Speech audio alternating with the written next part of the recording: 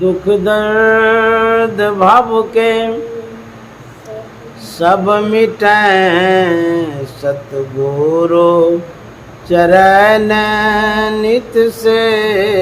ये दुख दर्द भव के सब मिटाएं, सतगुरु चरण नित से।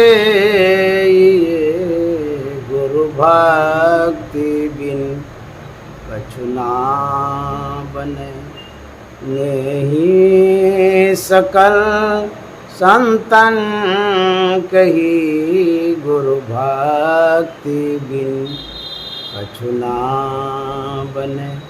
श्री सद्गुरु महाराज की जय। परमाराध्य सद्गुरु महाराज, गुरुदेव महर्षि संत सेवी परमहंस जी महाराज गुरु भक्ति ने मंजूबाई उपस्थित सत्संग प्रेमी महानुभावों, माता एवं बहनों, आज 9 अगस्त है और 2024 ईस्वी शुक्रवार। बहुत अच्छा ही समय उपस्थित हुआ है। हम लोग भाग्यशाली हैं जो महान गुरुओं का सानिध्य पाए हैं। महर्षि में ही परमहंस जी महाराज ऐसे संत जिसका सानिध्य बिरले किसी को मिलता है, और जो ऐसे महापुरुषों के ज्ञान को पा जाते हैं उसका उद्धार ध्रुव निश्चित है। चाहे देर ही भली, लेकिन अवश्य मोक्ष और मुक्ति को प्राप्त करेंगे, क्योंकि महर्षि में ही परमहंस जी महाराज ने जो साधना विधि बतलाई है, जो भजन भेद बतलाया है, जिस भक्ति का मार्ग महर्षि में ही परमहंस जी महाराज ने प्रशस्त किया है, जो हमें प्रदान किया है, उस मार्ग पर चल कर के सभी व्यक्तियों का उद्धार होगा। चाहे धीरे धीरे ही सही हो, लेकिन उद्धार अवश्य होगा, क्योंकि जो रास्ता महापुरुषों का हमें प्राप्त है, उस रास्ते पर भले ही कोई धीरे चले, लेकिन वो धीरे धीरे पहुंच अवश्य जाएंगे। गुरु महाराज ने बतलाया मानस जप, मानस ध्यान, दृष्टि योग, नादानुसंधान। बहुत लोग तो जप में ही मतलब लगे रहते हैं। बहुत ऐसे गुरु होते हैं, महात्मा होते हैं, जिनको सिर्फ माला फेरने आता है, सिर्फ माला फेरने की बात बताता है। बहुत संप्रदाय मत पंथ ऐसे हैं जिसको ऊपर का ज्ञान ही नहीं है। जो स्थूल भक्ति है, उस भक्ति से ऊपर उठने का उसके पास बोध नहीं है, ज्ञान नहीं है। जो उनके सानिध्य में, शरण में भक्त, शिष्य, चेला आता है, उसे उतना ही बताता है। अब लीजिए गुरु महाराज का ही बात ले लीजिए। जब गुरु महाराज संत मत में नहीं आए थे, उसके पूर्व दरिया पंथ में जो गए थे, रामानंद स्वामी से जो दीक्षा लिए थे, उन्होंने बतलाया था मानस जप, मानस ध्यान, त्राटक की क्रिया। इससे ऊपर की क्रिया वो बतला ही नहीं रहे थे, न उनको पता था। हम लोग तो सौभाग्यशाली हैं, गुरु महाराज ने साधना की संपूर्ण सोपान को बताया, कमी कुछ भी नहीं है। अब करने की जहाँ तक बात है, सबका अलग अलग संस्कार, सौभाग्य और समय होता है। स्वास्थ्य के अनुरूप लोग बरतते हैं, जैसा होता है वो करते रहते हैं। इसमें जो मन की बात है, हमारे गुरु महाराज ने भी जो बतलाया है कि मन यह आज से नहीं, जन्मों जन्म से संसार में लगा हुआ है। जैसे कोई बच्चा है, उसकी जिनसे दोस्ती हो जाती है, उसी के पास जाना चाहता है। उसी तरह से मन की जो दोस्ती है विषय से हो गया है, कारोबार व्यापार रोजगार से हो गया है, संसार के व्यक्तियों से हो गया है, इसीलिए ये बार बार उधर ही भागता है। मन इधर आता ही नहीं है जिधर हम लगाना चाहते हैं। एक तो संस्कार बस ऐसा होता है, दूसरी साधना की कमजोरी के कारण भी होता है। हम इस मन को साधना में लगा नहीं पाते हैं जिस तरह से लगाना चाहिए, इसलिए भी मन भाग जाता है। जैसे मान लीजिए आपका छोटा सा बच्चा है, उसको आप घर में सहेज के रखना चाहते हैं लेकिन वो भाग जाता है, इसलिए भागता है कि आपको लगाता ही नहीं है। आप बच्चे को अपने पास रखना चाहते हैं लेकिन वह बच्चा आपसे विशेष मजबूत है, इसीलिए वो भाग जाता है। चाहे माँ हो, दादी माँ हो या कोई भी परिवार के लोग हों, बच्चा जब विशेष चालाक चतुर मजबूत होता है तभी वो आपके हाथों से बाहर भाग जाता है, आपके कब्जे में नहीं रहता है। ठीक उसी तरह से ये जो मन है, मन भी मजबूत है हमसे। क्यों मजबूत है? इसलिए मजबूत है, मन अकेले नहीं है। इंद्रिया नाम मनोनाथो मनोनाथस्तु मारुतः। इंद्रियों का नाथ मन है। नाथ मन होता है राजा। 14 इंद्रियां हैं, 14 में जो 13 इंद्रियां हैं, 13 इंद्रियों का राजा है मन, अगवा है, हेड है, बॉस। यही सबको संचालित करते रहता है। अब इसी के फेड़े में हम लोग भी अब इतना दल फौज लेकर के ये आतंकवादी बन गया है, हम लोगों को कब्जा में करके रखा है। इसीलिए हम लोगों का मन मानता नहीं कि जैसा जैसा चाहता है वैसा वैसा करता रहता है। अभी हम लोग सुन रहे थे, मानत नहीं मन मोरा साधो, मानत नहीं मन मोरा रे, बार बार मैं कहीं समझाऊं, जग में जीवन थोड़ा रे, मानत नहीं मन मोरा साधो, मानत नहीं मन मोरा रे। ये सिर्फ जनसाधारण की ही बात नहीं है।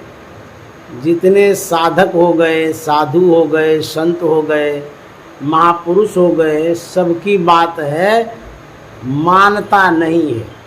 कबीर साहब कहते हैं मेरा मन नहीं मानता है। मैं बार बार इसको समझाता हूँ, अरे इस संसार तो छूटने वाला है, हम तो मर ही जाएंगे एक दिन, लेकिन फिर भी ये नहीं मानता है, इसको दिमाग में घुसता ही नहीं है। बार बार मैं कहीं समझाऊँ, जग में जीवन थोड़ा रे, ये तो थोड़े से ज़िंदगी के लिए हम आए हैं, लेकिन फिर भी नहीं मन मानता है। हम जो समझाते हैं अपनी समझदारी के अनुरूप समझाते। जैसे मान लिया जाए आपका कोई टीचर है, मैथ का टीचर, तो उसको जो समझ में आता है वही नहीं समझाएगा, उतना ही समझाएगा। यदि आप नहीं समझ पाते हैं, आपकी भी कमजोरी हो सकती है और जो समझा रहा उसकी भी कमजोरी हो सकती है। हो सकता है कि टीचर ही नहीं समझ पाता हो सूत्र को, मैथ के सूत्र को टीचर नहीं समझ पा रहा है, तो आपको वो वैसा समझाता है जैसा वो समझाता है, तो आप समझ नहीं पाते, ये आपकी कमजोरी है। किसी न किसी में कमजोरी है। हमारा मन नहीं मानता है, ये हमारी कमजोरी हो सकती है। अथवा जो समझाने वाले हैं उसकी भी कमजोरी हो सकती है। जैसे आप मन को समझाते हैं, हो सकता है मन को समझाने में आप सक्षम न हो, आप में जो सीख और समझदारी है वो मन उसे कारगर नहीं हो पाता है। कबीर साहब कहते हैं, कहे कबीर चरण चित राखो, जो सुई में डोरा रे, कहत कबीर चरण चित राखो, जो सुई में डोरा रे, मानत नहीं मन मोरा साधो, मानत नहीं मन मोरा रे। कबीर साहब कहते हैं, कहे कबीर चरण चित राखो। चित्त मना होता है आपका जो ख्याल है, कहते हैं ना आपका चित्त कहाँ चला जाता है, इधर उधर भटका देते हैं। मन एक ही हुआ क्या? हाँ, मन को, चित्त, मन, ख्याल, सूरत, हाँ ये चारों एक ही, हाँ, सब एक ही है, एक ही है ना। लेकिन अलग अलग इसकी उपाधि है। जैसे यदि आप मन कहते हैं तो मन दृष्टि के साथ जुड़ा हुआ है, मन जड़ है। यदि ख्याल कहते हैं, मन भी जड़ ही है ना। हाँ, यदि ख्याल कहते हैं, इसी मन में ख्याल आते रहता है। और यदि सूरत बोलते हैं तो जब मन उल्टे तब सूरत कहावत। मन उल्टे तब सूरत। हाँ, बहिर्मुख से जब मन अंतर्मुख होता है, उलट जाता है, तो इसकी संज्ञा सूरत हो जाती है। और यही सूरत सूक्ष्मता को प्राप्त करती है, क्योंकि मन स्थूल मंडल में है, स्थूल विषयों को ग्रहण करता है। और यही मन जब इसमें सूक्ष्मता आती है, महीनता आ जाती है, पतलापन जिसको कहते हैं, तब सूरत कहलाता है। और तब सूरत चली जाती है प्रभु के पास। तो सूरत, मन, ख्याल, चित्त, ये सब एक कह सकते हैं, लेकिन एक है नहीं। एक है नहीं। अब चित्त एकाग्र करना। हाँ, चित्त को एकाग्र करना, चित्त को एकाग्र करना, मन को एकाग्र करना, हाँ, सूरत को समेटना, लगाना। समेटना। अच्छा, दृष्टि को भी सूरत कहते हैं। दृष्टि, जो हमारी दृष्टि है, इसी में सूरत है। सूरत चला प्रभु मिलन को, विषयों से मुख को मोर कर। तो हमारी जो दृष्टि है जड़ दृष्टि है, समझ गए? हमारी ये जो दृष्टि हाँ, है, जड़ दृष्टि। जड़ दृष्टि है, अज्ञान वाली दृष्टि है, बहिर्मुखी वाली दृष्टि है। दृष्टि और मन का समन्वय है, जहाँ मन जाता वहाँ दृष्टि जाती है। तो यही दृष्टि जब आंख बंद करके अंतर्मुख हो जाती है, तो यही सूरत बन जाती है। दृष्टि का जब सिमटाव होता है, सूक्ष्मता की ओर दृष्टि जब जाती है, तब ये सूरत कहलाती है और सूक्ष्म हो जाती है। अभी आप हमको देखते हैं तो हमारे आसपास में दीवार है, चौकी है, तकिया है, बैग है, सब कुछ देख रहे हैं। यदि इसी दृष्टि का हम सिमटाव करेंगे, आंख बंद करेंगे, एक बिंदुता पर दृष्टि को ले आएंगे, तो इस दृष्टि में सिर्फ बिंदु का दर्शन होगा और कुछ दर्शन नहीं होगा, तब ये सूरत हो जाएगी। तो मन और दृष्टि दोनों को समेटना है। मन दृष्टि स्थिर करनी हाँ। है ना। मन दृष्टि को स्थिर करना है, लेकिन है मिला हुआ, मन और दृष्टि दोनों मिला। जहाँ दोनों मिला हुआ है। हम जहाँ देखते हैं वहाँ दृष्टि जाती है, हाँ। लेकिन मन भी जाता है। मन भी जाता है। मन नहीं जाए तो दृष्टि नहीं जाएगी, तो दोनों मिक्स है। मिक्स है। तो कहते हैं कि मन दृष्टि स्थिर करे, मन और दृष्टि को दोनों को स्थिर करना पड़ेगा। तो कबीर साहब कहते हैं, कहे कबीर चरण चित राखो। संत सदगुरु का जो सूक्ष्म चरण है, उस चरण में अपने चित्त को लगा दो, अपने ख्यालों को, मन को लगाओ। तो सदगुरु का जो चरण है, एक तो स्थूल चरण है, बाह्य चरण है, जिस चरण का हम लोग दर्शन करने के लिए जाते भी थे, किए भी हैं, वह एक स्थूल चरण है। ये चरण की बात नहीं है क्या? नहीं, जब कबीर साहब की वाणी को हम ध्यान से पढ़ेंगे या देखेंगे, कहते हैं चरण चित राखो, चरण में चित्त को रखो। ये बाह्य चरण नहीं है, ये अंतर का चरण है। पद नख बिंदु धरी, मन दृष्टि थिर करी, नख तेंदु भानु में गुरु रूप पावे। तो गुरु का एक रूप सूक्ष्म रूप भी है, बिंदु रूप जो है वो भी गुरु का ही रूप है। गुरु का रूप है, गुरु का सूक्ष्म चरण है वो। बिंदु चरण है, और पैर में जो नख होता है, लौ जिसको कहते हैं, वह बिंदु जो है नख रूप में, क्योंकि वो तीक्ष्ण भी है, तेज भी है, बहुत तेज है। बहुत तेज है। उसको उपनिषद में लिखा गया है, तेजो बिंदु परम ध्यान विश्वात्म हृदय संसन। मतलब बिंदु कैसा? तेजस स्वरूप है।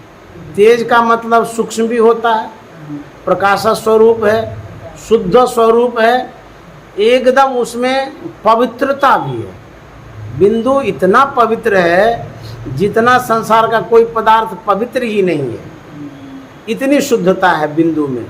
इसीलिए कहते हैं उस बिंदु में यदि हमारी दृष्टि टिकती है, यदि लगती है, हमारे जन्मों जन्म का जो पाप है, मन पर जो काई है, वो सब झड़ जाता है। जैसे मान लीजिए मार्केट आप जाते हैं, मार्केट में कचिया खुरपी कुदाल पिजाने जाते हैं। आजकल मशीन चला हुआ है, बटन दाबते हैं, मशीन घूमता है, उसमें कचिया खुरपी कुदाल सटाते हैं, और जितनी काई है सब झड़ जाती है, और देखिए धार कितना तेज हो जाता है।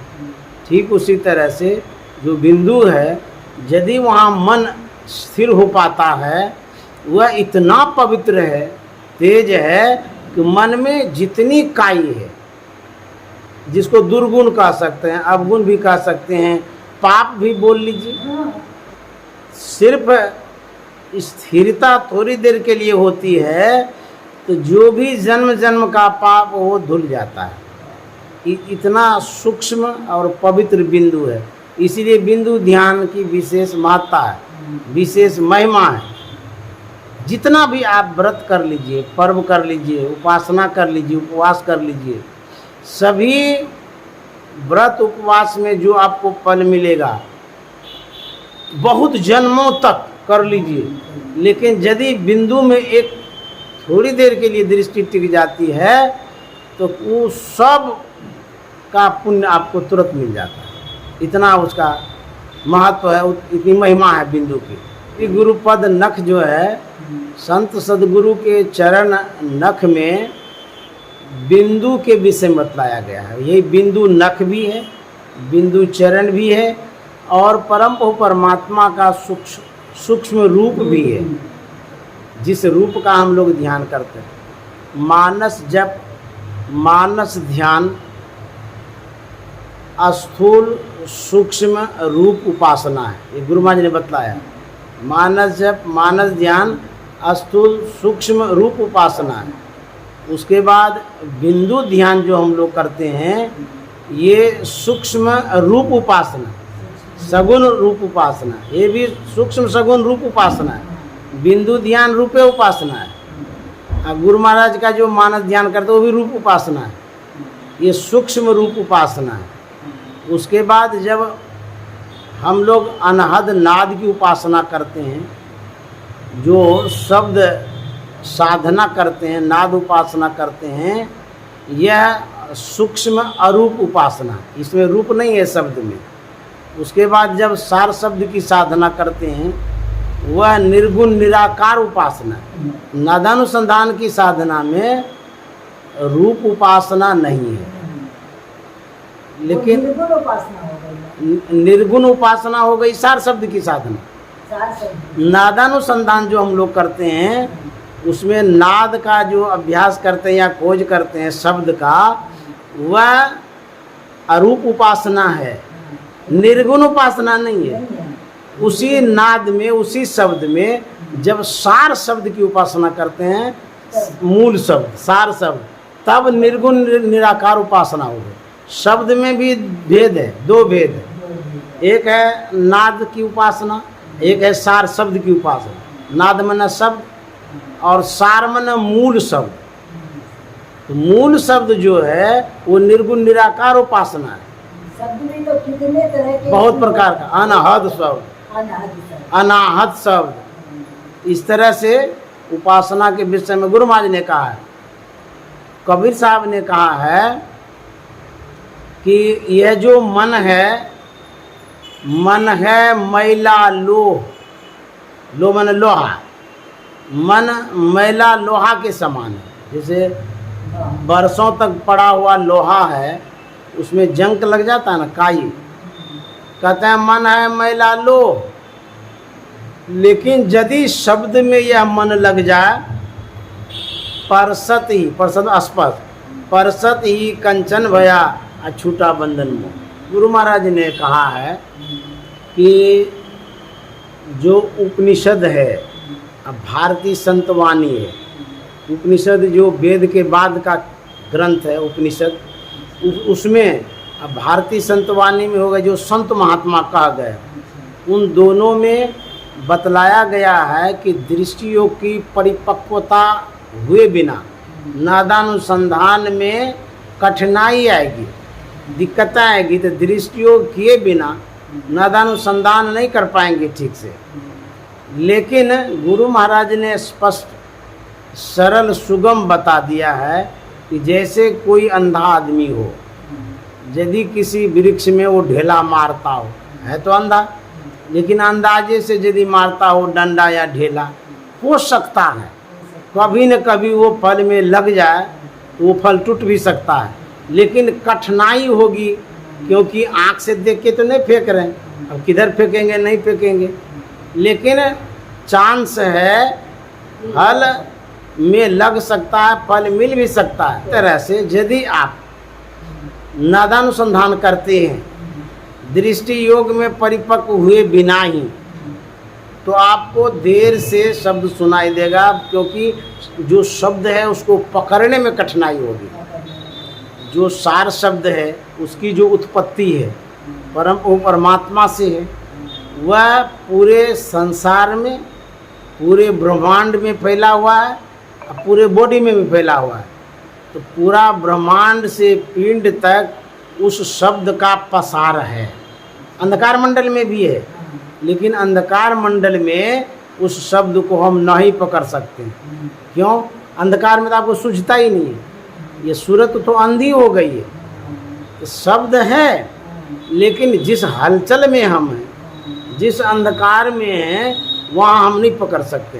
क्यों? हम अव्यवस्थित हैं, न रोशनी है न शांति है, क्योंकि बाजार में तो हलचलें होती रहती है। वो जो शब्द है उस शब्द को आप पकड़ नहीं सकते इस हलचल में। तब जब आप दृष्टियों की क्रिया करते हैं, इससे आपकी सूक्ष्मता की ओर चढ़ाई होती है। जैसे जब बिंदु की ओर जाते हैं तो जो बाह्य ध्वनि है, आवाज़, उससे आप बहुत शांत में चले जाते हैं, क्योंकि भीतर में भी गुफा है। जैसे बाहर में गुफा है, जैसे आपका घर है तो घेरा हुआ है, आवाज़ कम आती है, ये भी एक गुफा के समान है। तो अंदर में भी गुफा है। जैसे गुरु महाराज के प्रवचनों में पढ़ेंगे, शून्य शून्य शून्य के पारा। ये जो शून्य है, शून्य में ना खाली जगह, इसको गुफा कहते हैं। गगन गुफाओं गुण, गुरु महाराज कहा है। वो जो गुफा है उसमें यदि हमारी सूरत जाती है, बाह्य आवाज़ों से हम बेखबर हो जाते हैं। कान खुले हैं, लेकिन इतनी सूक्ष्मता में हम प्रवेश कर जाते हैं, बाहर की आवाज़ हमें व्यवधान उत्पन्न नहीं कर पाता। तो साधक लोग या संत लोग जब सूरत को समेट लेते हैं, बाहर में ढोल पिप ही कितना भी बजे, वो कुछ नहीं होगा, वो अपना ध्यान में लगे हुए हैं। तो सूक्ष्मता में प्रवेश करने के लिए दृष्टि का सिमटाव जरूरी है। जैसे मान लिया जाए आप सुई में धागा घुसाते हैं, उस समय देखिएगा आपकी दृष्टि एकदम एकाग्र हो जाती है। जब दृष्टि एकाग्र होती है तो बाह्य आवाज़ जो है हो तो रही है, लेकिन वो लगता है कि हम सुन ही नहीं रहे। ध्यान तो सही, हाँ, मतलब आवाज़ हो रही है, लेकिन आपका जो ख्याल एकाग्र हो जाता है, इसीलिए बाह्य आवाज़ व्यवधान उत्पन्न नहीं कर पाता है। तो ख्याल का सिमटाव जितना करेंगे, आप बाहर के ध्वनियों से, आवाज़ों से, हलचलों से आप ऐसे ही बच पाएंगे। जैसे मान लें कोई संत बाजार में खड़े हैं, कितना भी मोटरसाइकिल जाए, गाड़ी की आवाज़ हो, कोई ढोल पिप ही बजावे, उसको कोई फर्क ही नहीं पड़ता। अब बुझिए, जबकि वो आप ही की तरह खड़े हैं, लेकिन वो अपने सूरत को, ख्यालों को इतना समेट करके रखे हैं, वो जो ध्वनि बाहर की है वो ध्वनि प्रभाव नहीं डाल पाती है। एकाग्रता की ये विशेषता है। एक एग्जाम्पल देते, उदाहरण बतलाते हैं। जब सुखदेव मुनि राजा जनक के पास गए दीक्षा लेने के लिए, तो दरबार में जो दरबारी थे उनसे सुखदेव मुनि ने कहा कि मैं राजा जनक के पास आया हूँ गुरु करने के लिए, दीक्षा लेने के लिए, उन्हें सूचित कर दीजिए, मैं उनसे मिल लूँ। तो दरबारी जा कर के बोलने लगे कि सुखदेव मुनि एक बालक आया है, आपसे दीक्षा लेना चाहता है, बाहर में खड़ा है। अब देखिए परीक्षा की घड़ी। राजा जनक ने कहा कि उस बालक को बोल दो जहाँ खड़ा है वहीं खड़े रहे, मतलब एक डेग भी न हिले इधर उधर, जब मैं कहूँगा तब ये वो हिलेंगे। उसको बोलेगा आपको बोला गया यहीं पर आप खड़े रहिए, इधर उधर हिलना भी नहीं है। परीक्षा की भी हद हो गई, एक दिन हो गया, 2 दिन हो गया, कई एक दिन तक वहाँ यूँ ही खड़ा है। अब बुझिए तो गुरु करना कितना कठिन काम है। आपके अंदर में गुरु करने की यदि भावना है, सच्चे सद्गुरु एग्ज़ाम भी लेते हैं, परीक्षा भी लेते हैं, उसमें पास कर जाइएगा तब असली गुरु मिलेंगे, नहीं तो नकली गुरु तो तुरंत चेला बना लेगा। राजा जनक ने कई दिन खड़ा कर दिया। उसके बाद यहाँ खबर भेजा कि उसको जा कर के भोजन कराओ, वहाँ भोजन कराओ जहाँ ऊपर से दीवार जो है ना छत का गिरने वाला हो, वहीं जा कर के बैठा दो। उसको बुलाया गया, बोला कि चलिए आप भोजन करने के लिए। वहाँ बैठाया गया, बोले कि देख लीजिए ये जो है ये छत कब गिर जाएगी कोई पता नहीं है। भोजन तो परोस दिया गया था, इतना जल्दी में खाया, इतना जल्दी में खाया कि तुरंत खा कर के उठ गया। राजा जनक ने पूछा कि तू जो भोजन किया क्या क्या सब किया, कैसा लगा? बोले कि महाराज हमको कुछ भी पता नहीं है। बोले क्यों? बोले कि वो जो छत गिरने वाला था ना, हम सोचे कि बाप रे बाप कहीं तुरंत गिर जाएगा, तो इतना स्पीड में खाए, न तो सामग्री पर हम ख्याल किए और न स्वाद पर हमारा ख्याल गया। क्या खाए नहीं खाए पता नहीं चला, हम खा गए। दूसरी परीक्षा लिए, एक कटोरे में तेल भर करके दिया, कोबे में दे दिया। बोली कि यह जो कटोरा है यह हिलना नहीं चाहिए और तेल गिरना नहीं चाहिए। यदि तेल एक बूंद भी गिर गया तुम्हारी परीक्षा समाप्त, तुम फेल हो गए, दीक्षा नहीं मिलेगी। पूरा मार्केट में घूम के आना है। अब दिया कटोरा और उसके बाद तेल भर दिया गया था। वो तो ये सोच रहा है एक बूंद नहीं गिरना चाहिए, पूरा कटोरा को संभाल के रखा, तेले पर नजर है। जहाँ जहाँ गया ढोल मजीरा पिपी सब बज रहा था। घूमते घूमते घूमते घूमते आ गया दरवाजे पर। बोले कि तेल गिरा भी? बोले नहीं। बोले अच्छा ये बतलाओ क्या क्या तुमने देखा? तो राजा जनक ने जो पूछा ना, तो सुखदेव मुनि कहते हैं तेल के अतिरिक्त हमको कुछ नहीं दिखा, क्योंकि यदि गिर जाता तो दीक्षा नहीं मिलती, तो हम तेले को देख रहे थे। बोले कि वो जो बाजा गाजा सब बजता था वो कुछ भी पता नहीं चला, कहाँ बाजा बज रहा था, क्या हो रहा था, न सुनाई दिया न दिखाई दिया।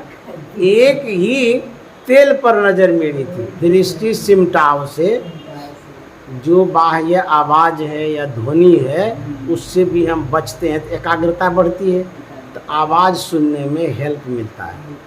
इसीलिए कहते हैं कि दृष्टियों की क्रिया पहले करिए, और उसमें यदि एकाग्रता बढ़ेगी तो बाह्य ध्वनि आपको कोई मतलब व्यवधान उत्पन्न करेगा, तब जाकर के नाद खोजने में, शब्द खोजने में मदद मिलेगी। और यदि दृष्टि चंचल रहेगी, अनिस्थिरता रहेगी, मन भागते रहेगा, तो शब्द अभ्यास करने में कठिनाई होगी। लेकिन यदि कोई नादानुसंधान करना चाहते हैं, जैसे कोई बुजुर्ग हो गए, अंतिम अवस्था हो गई, तो कर सकते हैं, कोई हर्ज नहीं है, लेकिन वही खोजने में कठिनाई होगी। बाबा देवी साहब ने गुरु महाराज से कहा था कि लाला हम 32 वर्षों तक कंटिन्यू दृष्टियों की क्रिया की, लगातार 32 वर्षों तक, लेकिन तुम कम से कम 10 वर्ष तक जरूर करना, ये बाबा साहब ने कहा था। तो गुरु महाराज ने वैसा ही किया।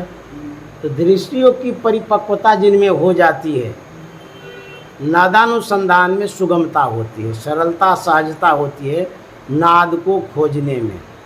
तो दृष्टि योग तक ही कठिनाई है, नादानुसंधान में कठिनाई नहीं है, वो बहुत सरल है। दृष्टि योग ही टॉप है। अच्छा, शब्द जो है दृष्टि टिकै श्रुत धुन रमय, यहाँ से शब्द सुनाई देती है।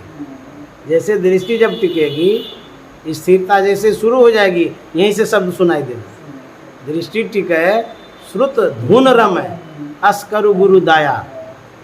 तो दृष्टि की स्थिरता में जो ध्वनि है उसकी पकड़ शुरू हो जाती है, आवाज़। तो जितना हम स्थिर कर पाते हैं अपने आप को, उतने ही हम नादानुसंधान के करीब पहुंचते हैं। मन जो है, ये मन ही बहुत चंचल है और भागते रहता है। इसी विषय में हम लोग बात कर रहे थे। तो मन की स्थिरता के लिए जो गुरु महाराज ने अवलंब बतलाया कि मानस जप करिए। प्रथम अवस्था में मानस जप करना है, लेकिन उस व्यक्ति के लिए है जो प्रारंभिक दीक्षा लिए हैं, नए नए सत्संगी बने हैं, उसके लिए बड़ी मजबूती के साथ मानस जप करना है। क्योंकि मन बहुत भागता है, तो जप के द्वारा मन को हम समेटते हैं। यह जो मंत्र है, जब मंत्रावृत्ति करते हैं तो मन समेट में आएगा। आंशिक सिमटाव होता है जप से। जप करते करते करते करते जब कुछ सिमटाव हो जाए तो इसको छोड़ दीजिए, फिर ध्यान करिए। मानस ध्यान जो गुरु महाराज ने बतलाया है, मानस ध्यान में भी सिमटाव होता है, क्योंकि एक पवित्र रूप का आप दर्शन करते हैं। बाह्य दृष्टि से यदि आप देखते हैं तो पहली निगाह से देखते हैं। आंख बंद करके जब देखते हैं तो सिमटी निगाह हो गया। कम से कम दृश्य जितना है वो तो गौण हो गया आंख बंद करने के बाद, वो दृश्य तो रहा नहीं। अब अंधकार मंडल का दृश्य आ गया। अंधकार मंडल में अंधकार ही अंधकार है, लेकिन उसी अंधकार में जो संकल्प विकल्प होता है, मन में जो इच्छाएं उठती रहती है, कामनाएं, कल्पनाएं जो होती रहती है, उस अंधकार में भी पूरे संसार को हम देखते रहते हैं। क्यों? ख्यालों से। जैसे आंख बंद है, आंख बंद में हम चले गए बिग बाज़ार में, जो VIP मार्केट होता है, वहाँ चले गए, वहाँ देखने लगे सामान को। यहाँ पर कपड़ा है, यहाँ पर ये है, यहाँ पर वो है। देखिए, आप हैं तो अंधकार में, अंधकारों को नहीं देख रहे हैं, आप संसार में हैं, संकल्प विकल्प रूपी संसार में। आपकी आंखें भले बंद है, लेकिन बाहर में है मन तो बाहर में है। मन तो रमे संसार में। आंख बंद करके बैठे हैं, मन कहाँ है? बाजार में। वह जो कल्पना है, ख्याल है आपका, उन ख्यालों में मन घूमते रहता है। तो आप आंख बंद करके भी, आप आंख बंद नहीं किए हैं बाहर में, आपका मन तो बाहर चला गया। यदि सही ढंग से ध्यान करते हैं, यदि अंधकार भी आपको दिखता है, उसी सीमा में सीमित हैं, तब तो वहाँ तक ठीक है, कम से कम अंधकार की सीमा में तो हैं। लेकिन मन वहाँ भी नहीं रहता, भाग जाता बाहर। संतों ने कहा है कि जैसे पहली लौ लगी तैसे निभे। और यदि जब दीक्षा लिए थे उस समय जो लगाव था, लौ लगा हुआ था आपका, वैसा लौ यदि लगा रहे, आप उन्हीं को कौन के तारे लाख करो, अपना भी उद्धार हो जाएगा, दूसरों का भी उद्धार कर देंगे। लेकिन वह लगन लगा हुआ सब दिन नहीं रहता है, सब दिन नहीं रहता और सबका नहीं रहता है। हाँ, तो वैसा लौ लगना बड़े बड़े संस्कारी और साधनशील से हो सकता है, जनसाधारण से नहीं होता। क्योंकि हम जो संसार में रहते हैं, किसी न किसी कारण से हमारा ख्याल भटकता है। चाहे घर गृहस्थी के कारोबार के कारण मन भटकता हो, टेंशन के कारण मन भटकता हो, या जिस स्थान पर आप रहते हैं उस स्थान के अवगुण के कारण भी होता है। हाँ, जैसे कि हम जिस वस्तु का उपयोग करते हैं, उन वस्तु में गुण होता है, सब में गुण होता है, रजोगुण, सतोगुण, तमोगुण, 3 गुणों से सृष्टि हुई है। वस्तु में भी गुण होता है, व्यक्ति में भी गुण होता है, सब चीज़ में गुण होता है। चाहे जो खाते हैं उसमें, जो पहनते हैं उसमें, जहाँ रहते हैं उसमें। वह गुण हमें प्रभावित करता है, समझे? वह गुण प्रभावित करता है। इसलिए हम लोगों का जो मन है एक रस नहीं रहता है। जैसे आप जब स्थानांतरण करते हैं, जैसे मान लीजिए अभी आप बैठे हैं सत्संग में, अभी आपका मन जैसा है, और सत्संग जब समाप्त हो जाएगा तो मन कैसा हो जाएगा? दूसरे जैसा होगा। क्यों? अभी मन का जो स्थान है वह सत्संग का जो शब्द है उस पर है। मन आप अभी आपका बाहर में नहीं है, घर गृहस्थी में नहीं है। जो मैं कहता हूँ उसी में मन लगा हुआ है। तो मन का स्थान है शब्द में। इस शब्द में जो मन आ गया है, इसलिए मन अभी सात्विक हो गया। मन अंधकार में नहीं है, संसार में नहीं है, कारोबार व्यापार में नहीं है, सत्संग में है। तो सत्संग में जो मन आया हुआ है अभी, यह शुद्ध और पवित्र शब्द है ना, इसीलिए मन में अभी शुद्धता है, पवित्रता है, अच्छा लगता है। समझ गए? तो ये जो मन है पूरा अभी सत्संग में लगा हुआ है। यही कारण होता है हमारा जो मन है बदलते रहता है। जैसे मान लिया जाए अभी आप जगे हुए हैं, तो उपनिषदकार कहता है अभी आप आँख में हैं, आपका बासा आँख में है। यदि आप सो जाते हैं, आपका बासा नीचे चला जाता है कंठ में, जीव का बासा या मन का बासा कहिए, कंठ में चला जाता है। यदि आप गहरी नींद में चले जाते हैं, वो घसक करके नीचे चला जाता है घोर ज्ञान अंधकार में। वहाँ अपवित्रता भी है, अंधकार भी है, अज्ञानता भी है, कंठ से नीचे। ऐसी जगह है जहाँ मल है, मूत्र है, पैखाना है, पूरा भरा हुआ है। वहाँ जाते हैं हम रोज प्रत्येक दिन।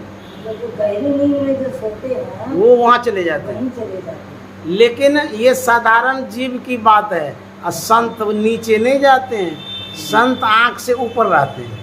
आँख से नीचे ही गंदगी है। आँख में गंदगी है, नाक में गंदगी है, मुंह में गंदगी है, कंठ में गंदगी है, नीचे में गंदगी है। संत महात्मा नीचे जेबन करते हैं, तो उसकी पवित्रता बनी रहती है, शुद्धता बनी रहती है। हम मन पूरा जो कहते हैं 5 स्टार होटल में चला जाता है। समझ गए? कोई खोपड़ी झोपड़ी में रहता हो और कोई 5 स्टार में रहता हो, दोनों का रहन सहन में अंतर होगा ना। तो संसार के लोगों का जो मन है वो झोपड़ी में गंदे स्थानों में रहना होता है, और जो संत महात्मा होते हैं 5 स्टार 6 स्टार होटल में रहते, ऊपर में 10वां द्वार में। वहाँ गंदगी नहीं है, 9वें द्वार तक गंदगी है। तन नव द्वार हो रामा, अति मलिन हो ठामा, त्यागी चढ़ो 10 दुआरे, सुख पाओ रे भाई, त्यागी चढ़ो 10 दुआरे, सुख पाओ रे भाई। चलू चलू चलू भाई, धरु गुरु पद धाई, हो भाई दृढ़ अनुरागी, ब्रह्म त्यागी हो। गुरु महाराज कहते हैं जो 9 द्वार है आँख से नीचे तक का, अति ही मलिन ओठामा, गंदगी भरी हुई है।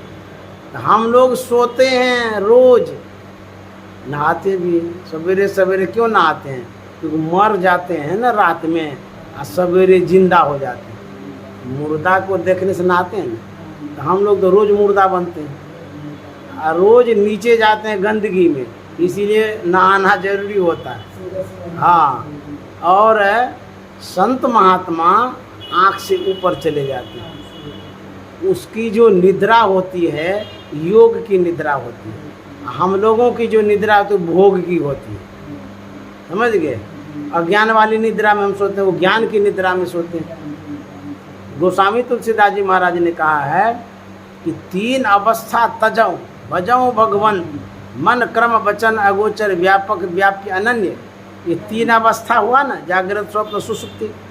कहते हैं इन तीनों से ऊपर उठ करके चौथी अवस्था में जाइए, 10वां द्वार में जाइए, तब असली भजन हो। जागृत आँख वाला हो गया, और स्वप्न कंठ वाला हो गया, कंठ वाला हो गया, और उसके बाद जब नीचे चले जाते हैं गहरी नींद में, वो सुषुप्ति वाली हो गई। वो सुसुप्ति तो वो तो सुषुप्ति मानी सुषुप्त अवस्था, हाँ, मतलब कोई होश निष्क्रिय नहीं, अवस्था, हाँ। नहीं है, बता दिया। सुषुप्ति नीचे हो गया, हाँ, कंठ ऊपर हो गया, हाँ, आज्ञा चक्र आँख में हो गया, ऊपर हो गया। उसके बाद है तुरीय अवस्था, जागृत हो गया आँख, और जागृत से ऊपर उठना है। जागृत से ऊपर। हाँ, तो संत महात्मा जो सोते हैं योग निद्रा में सोते हैं। तज योग पावक दे हरिपद लीन भई जाए नहीं फिरे।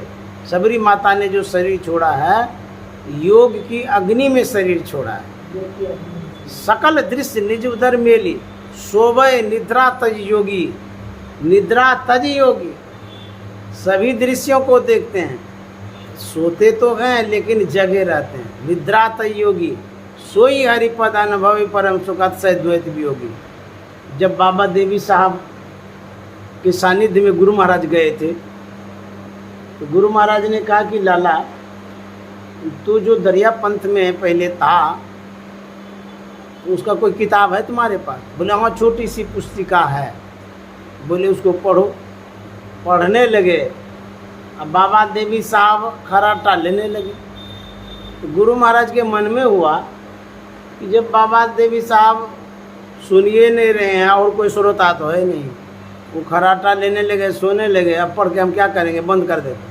तो जैसे किताब बंद करते हैं, सोए सोए बाबा देवी साहब कहता है, अरे तुमने किताब क्यों बंद कर दिया, और तुमको क्या लगता है हम नहीं सुन रहे हैं? अब फलाने पंक्ति तक तुम पढ़ा है ना? बोले हाँ हो जो। बोले वो उसके आगे पढ़ो।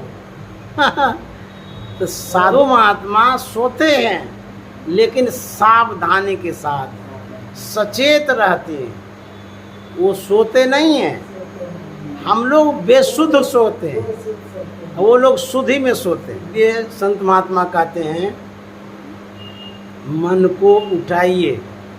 अब मन को उठाएंगे, कोई बच्चा है तो सोया हुआ कहेंगे उठो उठो, लेकिन जो गुरुयुक्ति मिली है, भजन भेद जो मिला है, उसी माध्यम से इस मन को उठाना नहीं लगता है।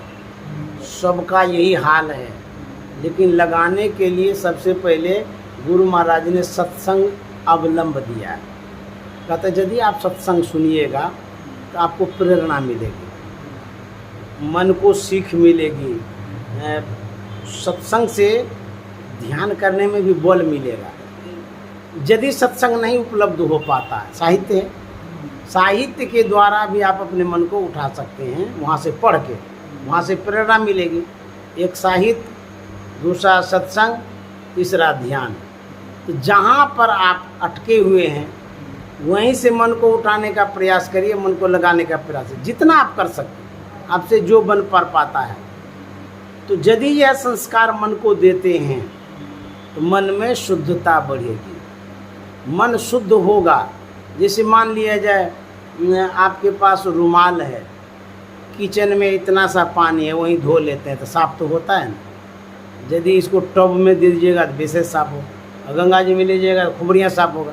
ये साफ तो होता है, थोड़े सही लेकिन साफ हुआ ना। उसी तरह से साहित्य भी पढ़िएगा, वहाँ से भी मन उठेगा, शुद्ध होगा।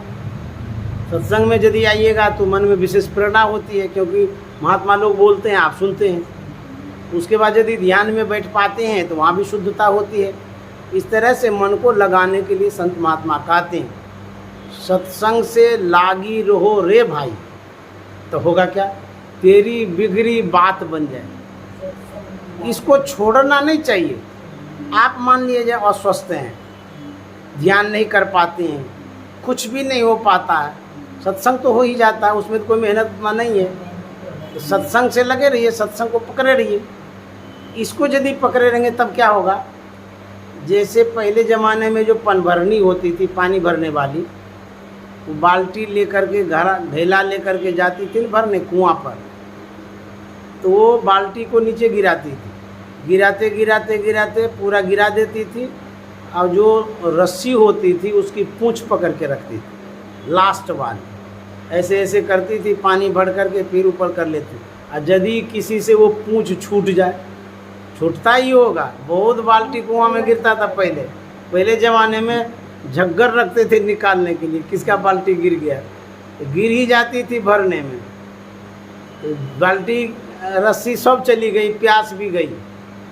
उसके बाद वो पूंछ को पकड़े रहा, जो बाल्टी ऊपर हो गई, रस्सी ऊपर हो गई, उसके बाद पानी भी पी लिए। तो मेरे कहने का मतलब ये है, ये सत्संग ही पूंछ है। सब चीज़ छूट जाए तो छूट जाए, इसको मत छोड़िए, सत्संग को पकड़े रहेंगे, इसी से आपका उद्धार और कल्याण होगा। इसको यदि छोड़ देंगे, कुछ नहीं बचेगा आपके जीवन में, कोई अस्तित्व नहीं रहेगा, कुछ भी नहीं रहेगा। यदि सत्संग ही छोड़ दिए तब बचा क्या? आप तो ध्यान करेंगे नहीं। सत्संग छोड़ ही दिए हैं तो बचा क्या है? संसार। उसी में खूब भटकेंगे, अटकेंगे, लटकेंगे, पसरेंगे। तो संसार क्या है? दुखालय है, वो और कष्ट देगा, समझ गए। यदि आपको लहड़ हो रहा है कहीं पर, कुछ दवाई नहीं मिल रही है, तो बर्फ़ घस दीजिए, राहत मिलेगी उससे, समझ गए। उसी तरह से यदि आपको कुछ नहीं मिल रहा है, बेचैन है, वेदना में है, परेशानी में है, तो सत्संग रूपी बर्फ़ घस दीजिए, थोड़ी राहत मिलेगी। इसीलिए सत्संग करना चाहिए। और आप लोगों को बहुत बहुत धन्यवाद देते हैं, क्योंकि आपने बुलाया। आपकी श्रद्धा को मैं नमन करता हूँ। मैं शुभकामना मंगल कामना करता हूँ, आपके जीवन में खुशियाँ रहे, मंगल रहे, और साधन भजन में आपका मन टिका रहे, लगा रहे। श्री सद्गुरु महाराज की जय।